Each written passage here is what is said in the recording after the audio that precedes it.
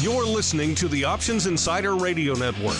For more quality options programs, visit www.theoptionsinsider.com or search for Options Insider Radio Network in your podcast provider of choice. Listeners can also access all of our programming through our mobile app, available in iTunes and on Google Play.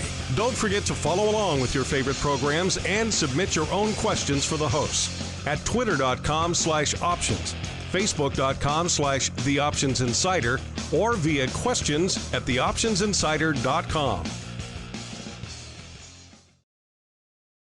Welcome to the Options Playbook, the program where we break down cutting-edge option strategies and explain how you can incorporate them into your own portfolio. Whether you're looking to grow your capital with some offensive maneuvers or protect your investments with defensive plays, you can find them all in the Options Playbook. The Options Playbook is brought to you by Ally Invest. Anything mentioned today is for educational purposes and is not a recommendation or advice. Options involve risk. Please refer to ally.com/invest/disclosures to review additional risks involved with trading options. Securities offered through Ally Invest Securities LLC, member FINRA and SIPC. Now, let's open the playbook and get started. Hello and welcome to Options Playbook Radio. This is Brian Overby with Ally Invest and the author of the Options Playbook.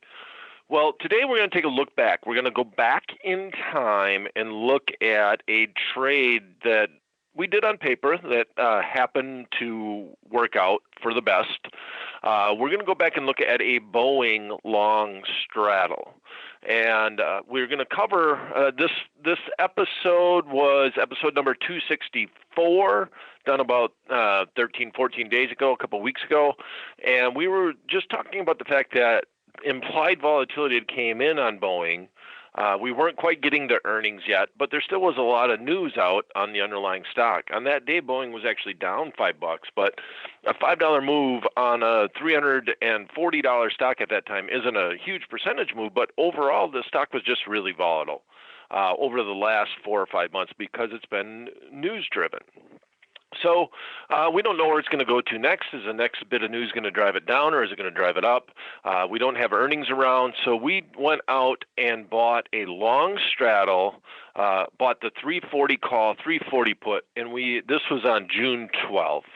And we went out until the mid-July month, and basically we paid $22 for that straddle, and right now, today, we're taping Options Playbook Radio, and it is June 26th. It is a Wednesday. It's a couple of weeks after we taped that program, and we see that Boeing now went from 340 to today it closed, and I'm just going to round up to 375. It was up about the same $5 that it was down the day that we taped the show. So it went up well over 40 points. The long straddle right now is trading for 38.22. So the 340 put that we bought is on the ask price 129, and the 340 call that we bought on the ask price is 37.40. So overall, the trade, you'd think hard about getting out right now. It was a July 19th expiration. You got a few more days, but you should definitely trade out of the call on one side and try to at least get your money back. Obviously, you're doing very well if you just sell the call, which is at $38. But if you want to let the put ride, you feel free to do it. But I would probably, if anything, sell a put spread, either do a long put spread or even a short put spread if you wanted to, and kind of let that ride out and see where that ends up at. But with that said, well, the concept behind the long straddle is a lot of people look for the long, and I mentioned this on the call a couple of weeks ago, is look for stocks that are going to be announcing earnings, and it's a known event, and the marketplace just really jacks up implied volatility, making it very hard to do long straddles time and time again and actually be profitable. But with Options Playbook Radio, all we're looking at, we really don't have opinions on the stock, no idea if the stock's going to go up, going to go down. The volatility just was there, and the implied volatility came in. So on Options Playbook Radio, all of our paper trades are just meant to be learning situations, and we're trading more on the price. We're looking at what's going on behind the scenes in the pricing of the option contracts and looking for strategies that might apply based off of the pricing. So it's just a totally different way. And a lot of people always say, well, what's your favorite strategy? There is no favorite strategy, and there's no golden book, oh, this one strategy wins time and time again. But we're just going to try to address different conditions when things look decent to attempt this strategy. Okay, so let's rinse and repeat Boeing. That's part of the reason why I'm bringing it up. I'm not bringing it up because the trade did well. It did extremely well, honestly. The stock moving that much from 340 up to 375, so 35 points. Just happened to go up another $5.60 today. And once again, we are taping on June 26th. The markets are closed right now. But we mentioned in the call a couple of weeks ago that Boeing is going to announce earnings. So now I think we're close enough to the earnings report that there's a different type of trade that we would like to do. And I still believe that the underlying stock has some volatility in it and that the premium is cheap relative, even though we're going into earnings. So let's look at a Boeing long calendar spread.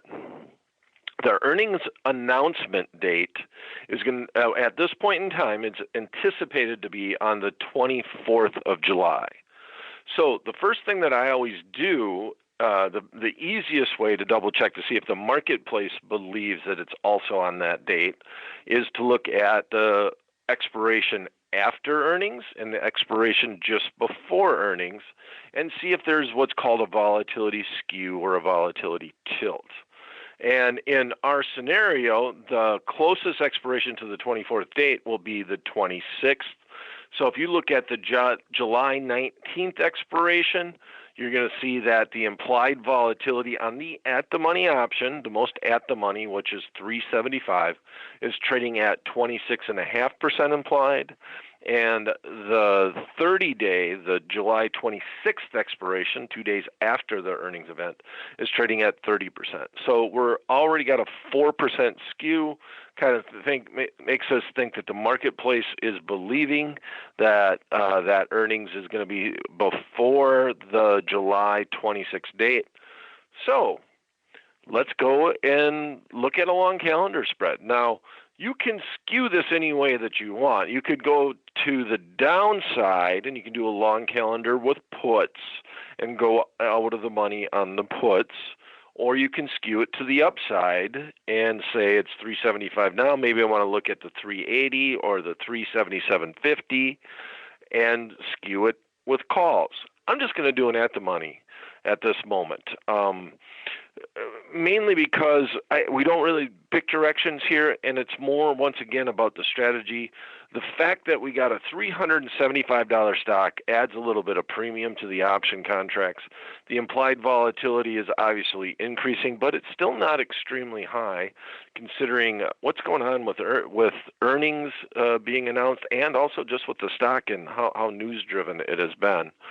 So we're going to look at buying the 375 call on July 26th, which is 30 days out, and we're going to sell the 16-day July 12th call, and that creates a long calendar spread, otherwise known as a horizontal spread. And the way that I'm going to approach this is we're kind of hoping that Boeing just settles down. We got a big move up on the stock. We hope that it just kind of hangs in this range. And then maybe we can go into earnings being long a call for a much lower price than just buying the call outright. And when you think about long calendars, you are positive increase in implied volatility. And sometimes that's counterintuitive, but you want implied volatility to increase on the option that you're buying and decrease on the option that you're selling. The main concept behind a calendar is that when you do a calendar, the front month decays at a faster rate than the back month, and that's the main reason why we like to buy long calendars, is because this is a known fact about option pricing. But we can also take the volatility component out. A lot of times, the front month options, if volatility is slowing down, will decay at, or will decrease in implied volatility, or at least stay flat, where that month that has that expiration, as that earnings announcement approaches, has a tendency to increase. And I still think, so we're making basically a forecast on implied volatility as much as we are on the underlying stock. So in this instance, let's get to the actual trade. Okay, we're looking to do a long calendar spread in Boeing. We had some success with the long straddle. We're going to stay with the long, we're going to stay with the same underlying, and we're going to go out and sell the July 12th expiration $375 call, and at the same time buy the July 26th expiration $375 strike call. The long expiration, the one that has earnings, is trading at the midpoint for $13.30. The one that we're selling is trading at the midpoint for $8.55. So we have some expensive options overall. But the long calendar spread is $4.75 at the midpoint, if we could fill it at that midpoint. The ask is 505, the bid is 445. So they're decent markets on these option contracts, decent volume, decent open interest. Boeing's been in the news. So the midpoint we're talking about is 475. That means for every 1-by-1 long calendar spread that we're looking to do, it's going to cost us $475 plus commission to put that trade on, all the way up to that first expiration date. That's the maximum that we can lose. We hope that implied volatility stay flat or go down in the front month and increase in the back month. So the only time I really like to do long calendars is the exact opposite of the long straddle. We talked in the call 2 weeks ago and said, I do not like to do a long straddle when it's a known news event. I would prefer to actually do something like a long calendar, something where you are trying to manipulate the implied volatility in your favor. One of the biggest components, one of the hardest components to deal with when you're trading options is what's going to happen to implied volatility over the life of the option contract. And this is the one time where you can say, well, the one that I'm buying, I'm pretty sure it's going to increase in implied volatility. And the one that I'm selling, well, I'm pretty sure it's going to stay flat or decrease. And we definitely know that time decay is going to work in our side, without a doubt. So now we just got to hope that we're kind of right about the direction. And the ideal scenario is that Boeing just hangs around 375 here for the next 16 days until that July 12th expiration. We got the 4th of July. People are starting to get bored with the markets. They're enjoying their summer. So let's hope we get a little bit of the doldrums, and we end up long the 375 call. Ideally, the front month would go away with the stock still hanging around 375, and we can ride that call into earnings at a much lower price. Now, if you just want to get out of the trade, you got to remember that a long calendar spread isn't something you're going to hit a home run on, or you're not going to look to put it on for $4.75 and then sell it for $9, basically doubling your money. That's not the concept of them. If you're going to trade them just for time decay and try to get out before that first expiration date, you might go a week from now and then maybe you're up 50 cents or even 75 and you sell it and you get out. Still a decent rate of return. It's just a different approach. So I like long calendars, and specifically in a little bit more expensive stock, like Boeing, a $375 stock, that adds some premium to this underlying option contracts overall. And since we had some success in the long straddle, we're just going to roll. And I think it's very important just to say that, yeah, I'm not going to keep doing long straddles. We called one right, and it's hard to get them right. So we're not going to look a gift horse in the mouth. And now I think the long calendar call spread or put spread, if you want to be a little bearish and lean a little bit to the downside, is a better strategy to use in Boeing since it's had its big move up. Well, that's it for this episode of Options Playbook Radio. If you have any questions you'd like to answer, like us to address on the show, please email me at theoptionsguy@invest.ally.com. Thanks for listening. We'll be back at the same time, same place next week. Until then, may all the options you bought finish in the money and all the ones you've sold finish out. The Options Playbook is brought to you by Ally Invest. Anything mentioned today is for educational purposes and is not a recommendation or advice. Options involve risk. Please refer to ally.com/invest/disclosures to review additional risks involved with trading options. Securities offered through Ally Invest Securities, LLC, member FINRA and SIPC.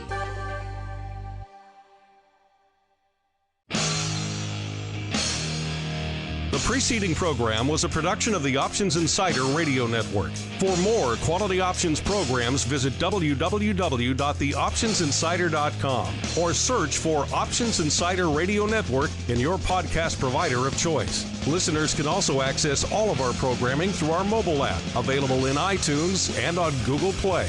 Don't forget to follow along with your favorite programs and submit your own questions for the hosts at twitter.com/options, facebook.com/theoptionsinsider, or via questions at theoptionsinsider.com.